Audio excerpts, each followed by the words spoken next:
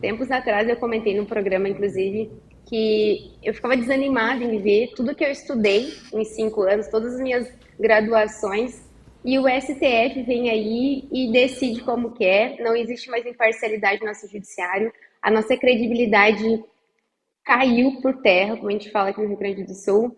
É, falar sobre a credibilidade, se podemos confiar ou não no judiciário, eu nem vou comentar isso porque é nítido nessas decisões. Mas o que eu trago de informação aqui, acho que para argumentar e poder auxiliar, é que, na minha opinião, minha humilde opinião, vai ter a condenação, sim, do Bolsonaro, né?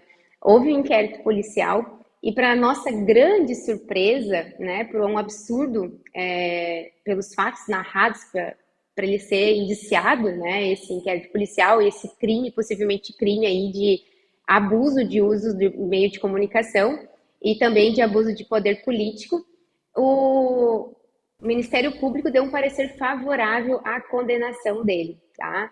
Então, falando na esfera criminal, e hoje eu comentei inclusive ali com o André falando um pouquinho, toda vez que o Ministério Público tem um posicionamento favorável à condenação, que ele entende por legal que aquela pessoa cometeu de fato aquele crime, a condenação é em 99,9%. Então, a gente já prevê que vai ter sim, que os ministros vão ter uma condenação com o Bolsonaro. Provavelmente agora eles vão empurrar um pouco mais esse assunto para que as pessoas, a população também esfrie um pouco o assunto, né? E até estrategicamente, politicamente falando, não seria interessante para a esquerda nesse momento, porque aí a direita teria um tempo aí para colocar outra pessoa à disposição, trabalhar uma outra pessoa para uma futura eleição. Mas, infelizmente, com esse parecer ali, sem cabimento nenhum, né, com total parcialidade em relação ao julgamento ou um posicionamento, se dá prosseguimento ou não no feito, a gente vai ter uma condenação aí do Bolsonaro em breve, com toda certeza. Obrigado, Lisandra. Eu passo agora para o Coronel Gerson Gomes. Então, vamos lá. Em homenagem a Elisandra, eu estou aqui com o meu chimarrão, então eu vou rebater aqui. Eu estava vendo você mateando aí, Gerson. Falei, é um canudo ou é uma bomba? Não, é uma bomba mesmo. Em homenagem a Elisandra, eu resolvi tomar meu chimarrão aqui fazendo a resposta. Então vamos lá. Alguns não comentários é aquela bomba que o pessoal estava falando sobre, né, daquele cara lá, daquele maluco. Daquele maluco, não, né? Aquela bomba a gente vai falar hoje ainda, né? Mas aquela é outra. Eu acho que está na pauta do programa. Sim. Aquela é outra. Mas vamos lá. Primeira coisa que me chama a atenção é que essa ação, Elisandra, ela foi interposta pelo PDT.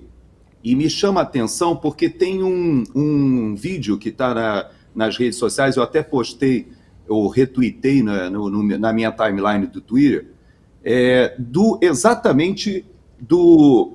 Eu não sei se ele ainda é o presidente, mas, de fato, o próprio PDT fazendo uma declaração de que o Leonel Brizola, quando era vivo, ele defendia justamente o voto impresso que pudesse permitir uma recontagem de votos, uma auditagem.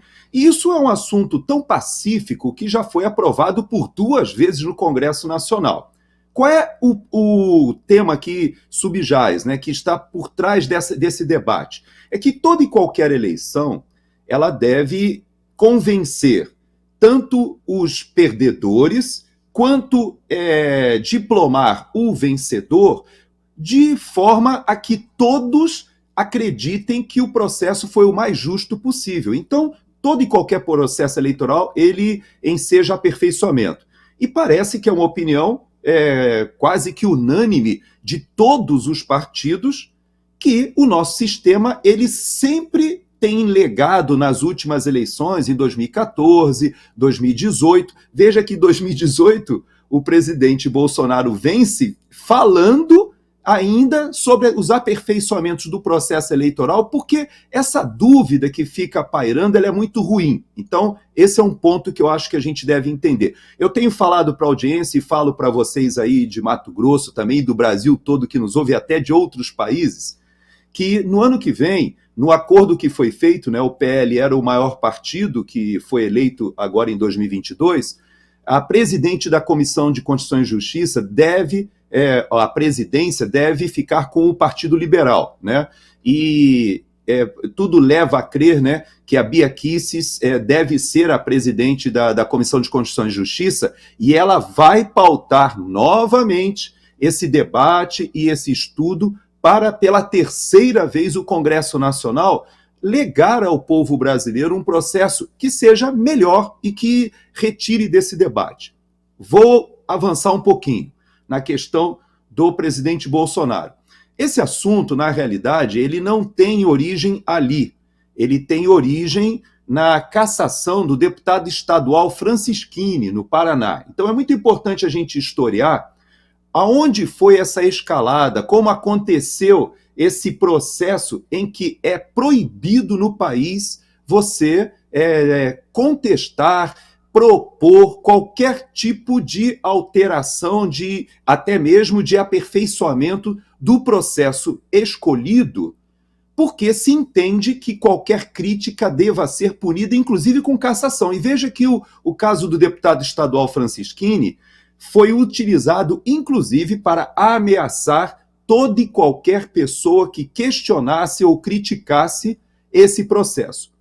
Vamos avançar um pouquinho. No caso do presidente Bolsonaro, ele reúne ou faz essa reunião com embaixadores como uma resposta a uma iniciativa do próprio ministro Fachin, e essa iniciativa do ministro Fachin de reunir embaixadores para dizer, olha, nós temos um processo maravilhoso, o nosso processo é incontestável, é o melhor do mundo, inclusive os demais países deveriam nos imitar, porque em 5 minutos nós já temos o resultado de uma eleição num país continental, com uma população gigantesca, e o nosso processo é maravilhoso. Inclusive, nós temos uma certa pena de vocês, Alemanha, Japão, Estados Unidos, né?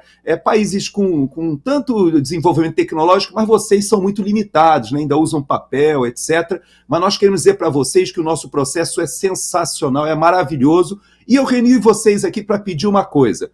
Assim que sair o resultado, eu peço que vocês, por intermédio das suas chancelarias, das suas embaixadas, peçam para os seus chefes de Estado reconhecer imediatamente o resultado. Veja que coisa estranha. E nós tivemos uma publicação essa semana no Financial Times, eu não sei se vocês comentaram ontem, eu confesso que eu não consegui acompanhar, ontem eu estava numa live na TV Flórida USA também aqui, mas eu comentei com o Paulo e ele, provavelmente até a gente vai debater sobre esse assunto na semana que vem, porque tem uma questão aí que envolve os militares. Mas esse artigo do Financial Times, ele fala especificamente sobre uma pressão do governo americano, por intermédio de vários dos seus processos, inclusive com o Departamento de Estado, para que o Brasil e todos os países pudessem reconhecer o processo eleitoral como legítimo. Veja que coisa interessante, né? O ministro Fachin, há uma orquestração até com apoio dos Estados Unidos, todos ali interessados em que o presidente Bolsonaro não contestasse as eleições. Só que contestar a eleição, pedir recontagem, isso é um processo legítimo em qualquer país. Por exemplo, no Peru, nós tivemos a eleição do Castilho, né, que era um candidato de esquerda que já foi, inclusive, cassado, né, foi preso, cassado. Mas quando ele foi eleito, tamanha era a controvérsia que havia ali no Peru, que demorou 1 mês para que o resultado fosse homologado, porque foi necessário fazer auditorias, recontagem. Vou contar para vocês um fato que o Paulo conhece bem.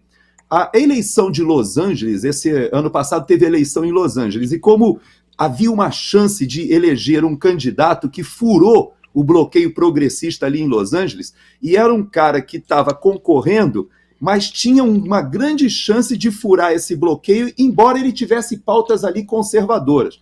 Então eu acompanhei aquele resultado da eleição de Los Angeles, e veja que Los Angeles está ali no Vale próximo ao Vale do Silício, junto às maiores big techs, é o local talvez que concentre a maior quantidade de tecnologia no estado da arte. E, no entanto, sabe quanto tempo demorou a eleição de Los Angeles? Não estou falando do estado da Califórnia, não. Só do prefeito de Los Angeles. Quase 6 semanas para a gente saber o resultado. 1 mês e meio. Por quê? Porque o pessoal contestava, o pessoal dizia, não, a diferença foi muito pequena, então vamos recontar. Existe todo... E o pessoal parava de trabalhar, sábado e domingo não contava, chegava assim. Aí eu fico pensando, Paulo, como é que pode o povo que vive no estado da arte da tecnologia não ter essa neura, né? Essa fissura de, não, temos que ter o resultado hoje ainda. Tal. Eles esperam 1, 2, 3, 4, 5 semanas. Infelizmente, o candidato que eu torcia não foi eleito. Mas, ou seja, os países como a Alemanha, como os Estados Unidos, o próprio Japão, eles reconhecem que a tecnologia é sensacional, mas ela tem limitações. Ela guarda uma série de vulnerabilidades que não podem deixar o eleitor com dúvida, porque senão você, de certa forma, você ataca o próprio sistema democrático. Então, o que eu imagino e que eu acho que a gente deva debater não é nem se o presidente Bolsonaro será tornado inelegível ou não, porque como a Elisandra colocou, parece que isso é quase que uma coisa inexorável, né? Já está tudo formado. Mas o que nós precisamos debater é que essa escalada de arbitrariedade ao ponto das pessoas terem suas redes caçadas, mandatos ameaçados, deputados e senadores ameaçados de não serem diplomados por questionarem e ter até uma pressão internacional envolvida nisso, nos deixa assim muito mais desconfiados do que confiantes no sistema. Então a minha esperança é que a Bia Kicis, ano que vem, presidindo a Comissão de Constituição e Justiça, volte a pautar esse assunto e a gente consiga pacificar esse tema no Brasil. Porque, afinal, o Paraguai, ali bem pertinho da gente, pertinho ali da Elisandra também, eles têm um sistema com 3ª geração, um sistema muito simples, e que nos permite tudo aquilo que a gente debate. Ou até mesmo uma 2ª geração, né, que pelo menos isso ali com aquela velha impressora ao lado, que permita a recontagem no final, confere se o boletim está batendo com o boletim de urna e o que foi mandado para o sistema e está tudo resolvido. Inclusive pode ser feito por amostragem, pode ser por um processo randômico, ou os próprios representantes ali pedirem a recontagem, que é uma coisa simples, normal, que acontece em qualquer país do mundo. Então, eu deixo aqui a minha reflexão de que a cassação do presidente Bolsonaro é uma questão política, mas talvez ela possa ensejar que esse debate novamente seja feito. O que levou as pessoas a terem tanta indignação após o último pleito? Não foi tanto o resultado, mas foi a falta de confiança no processo. Eu queria fazer uma colocação antes de a gente passar de pauta. Em 2016, o próprio Partido Democrata americano, né, o Paulo Figueiredo, na época o Constantino, até o Felipe Martins, né, sempre muito atentos às eleições americanas, e poderão até me corrigir se eu estiver errado. A Hillary pediu recontagem de votos. E isso eu acho que é a coisa mais natural que pode ocorrer num processo, numa disputa. Qualquer tipo de contestação, de dúvida, pedido de aprimoramento, de evolução, recontagem, eu não vejo problema algum quanto a isso. Mas a gente sabe que existe hoje um clima estranho, a ponto da gente ter que se policiar sobre qual a palavra que a gente pode usar sobre determinados assuntos. Isso realmente é preocupante. Eu espero, sinceramente, do fundo do meu coração, que na terça-feira absolvam o ex-presidente Bolsonaro desse processo, o que eu não acredito, até por não ser ingênuo, que isso não vá voltar em algum momento, algum outro processo, porque são vários processos pedindo e que podem desaguar nessa inegibilidade. Eu acredito que no final das contas vai acabar sendo inelegível, podendo ser agora ou em outro processo, se não for agora vai ser em outro, mas eu com toda honestidade espero que não seja.